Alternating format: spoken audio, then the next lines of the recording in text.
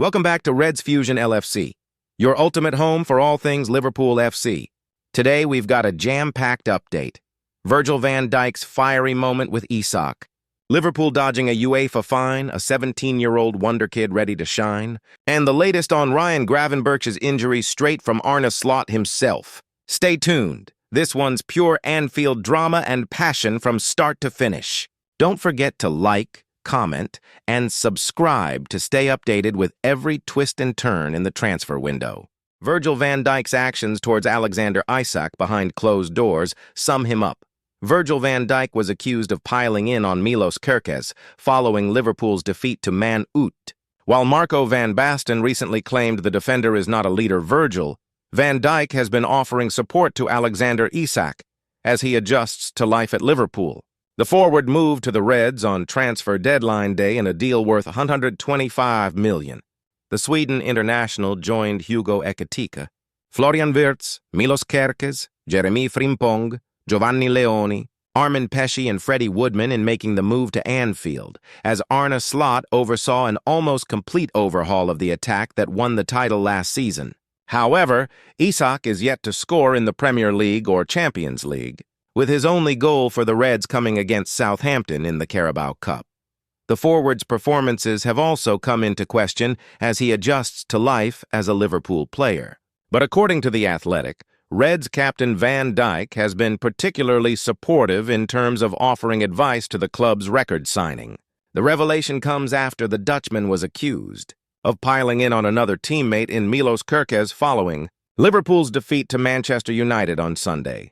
One moment that summed up Liverpool's afternoon against Ruben Amorim's side came in the second half when an attempted clearance from Van Dijk smacked off the face of Kerkez and went over the crossbar.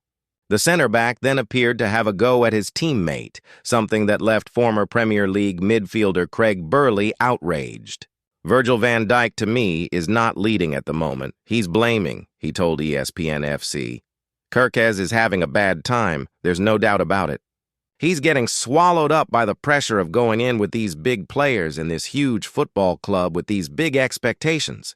But I don't think it helps when your captain's looking at him every 2 minutes and blaming him or digging him out. Even at the end, the clearance that comes off Kerkez's face. What's he supposed to do? He's tucking in behind Van Dijk. Van Dijk's turning around and he's gesturing to him. The crowd see it, and I just don't think that helps the situation. While speaking earlier this month, Dutch great Marco van Basten also claimed Van Dijk is not a leader. He said, "I think Van Dijk should be the leader. He should set a good example and be the driving force. I miss that in him. I find his mentality easy. He's a fantastic player, and perhaps the best defender we have in the world.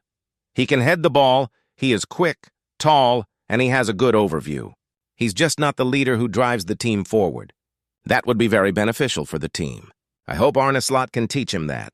Liverpool set to avoid Uefa fine after Eintracht Frankfurt plans thrown into disarray. Liverpool were left stranded at Liverpool John Lennon Airport and were forced to cancel their pre-match press conference ahead of the Champions League clash with Eintracht Frankfurt. Liverpool's preparations for their Champions League clash with Eintracht Frankfurt were thrown into disarray when their flight to Germany was delayed by almost 4 hours on Tuesday. The Reds were left stranded at Liverpool John Lennon Airport after the plane on which they were scheduled to travel for Wednesday's clash against the Bundesliga side suffered technical issues. The flight eventually left Merseyside shortly before 8 p.m. with Liverpool unable to attend the usual pre-match media conference, which was scheduled to take place in Frankfurt at the stadium at 6:30 p.m. UK time. By not attending the conference at the Deutsche Bank Arena, the Reds, who are aiming to avoid suffering a 5th consecutive defeat for the first time since 1953, could now be fined by UEFA after breaching Article 48 of the competition's rules. The regulation states the clubs must arrange for their teams to arrive on site by the evening before the match concerned at the latest, and in time to fulfill their media obligations the day before the match. The final decision will be taken by a disciplinary body should the UEFA match delegate choose to include the incident in their report. However, with Liverpool blameless for the technical difficulties, it's unlikely there will be any consequences for the Anfield side. No, it will not impact the build-up to tomorrow's game, said Reds boss Arne Slot, speaking before the flight eventually departed. We have trained over here at the AXA training center. Normally we would have gone to Frankfurt a few hours earlier. Now we are a few hours later. But no, that can never be an excuse for the game tomorrow. Liverpool's 17-year-old in outstanding form, set to spearhead attack after double injury, Blowian Doyle previews Liverpool's UEFA Youth League clash in Frankfurt, where Josh Sonny Lambie will look to continue his flying start to the season. Liverpool's first team may have had trouble keeping out opponents this season, but the solid start by the under-19s in their UEFA Youth League campaign has been fashioned on clean sheets. Successive shutouts in a goalless opener at home to Atletico Madrid and a 2-0 win at Galatasaray last time out have ensured a solid start to the competition for a side helmed by U21's coach Rob Page with U18s. Boss Simon Wiles as assistant. The Reds take on Eintracht Frankfurt at the Sport Park Dreieich this afternoon. Kickoff, 1 p.m., at the halfway point of their opening league phase. The UEFA Youth League fixtures echo the first 6 of those played by the senior side in the Champions League, with the top 22 qualifying for the knockout stages along with 10 teams. From the domestic champions path, Liverpool stand 12th in the early table, while Frankfurt are in 19th after following a 4-0 home thumping of Galatasaray with a 2-1 loss at Atletico Madrid. The Reds' need for defensive solidity has been heightened by strikers Jadon Danns and Will Wright both missing through long-term injury. Danns expected to miss the remainder of the first stage of the tournament. Liverpool's attack has instead been spearheaded by 17-year-old Josh Sonny Lambie, who has been in outstanding form this season. His 2 goals in the U18 Premier League North moved him on to 9 for the campaign, having been among the scorers in Istanbul last month. The teenager also took a significant step in his development by starting for the U21s in their EFL trophy defeat at Crewe Alexandra last week, and Sonny Lambie said to LiverpoolFC.com, "We are really looking forward to it. We played really well in our last game. It was nice to get a goal, and hopefully we can do well again. It was a great feeling to get my first goal for the club in Europe. It's always special to travel away with this club. The UEFA Youth League is a big competition. It's great to play against different teams and styles that we are not used to. We just want to keep our good run going and give it everything we have got." Jamie Carragher can't resist cheeky dig at Gary Neville in right-back debate Manchester City, and England legend Kyle Walker was in superb form for Burnley during the team's recent win over Leeds, prompting Jamie Carragher to make a bold statement. Jamie Carragher has hailed Kyle Walker as the greatest right-back in Premier League history, edging out Manchester United icon Gary Neville. The Liverpool icon believes that Walker's enduring career gives him an advantage over his former rival, delivering his judgment with a cheeky jibe. Walker's standout performance during Burnley's 2-0 victory against Leeds prompted Carragher's comparison. He set up the crucial opening goal for former Chelsea midfielder Leslie Ugochukwu at Turf Moor with a precise cross from the right wing.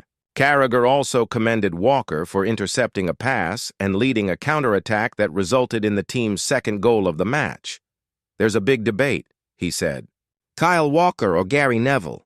Who is the best right-back in the Premier League?" At 35, he's still bursting forward. At 35, Gary Neville was getting run ragged by Jerome Thomas at West Brom, so that, for me, it gives Kyle Walker the final say.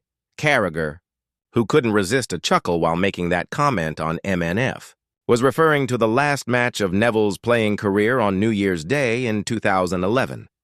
United clinched a 2-1 win at the Hawthorns, but the right-back retired just a month later, halfway through the 2010-11 season.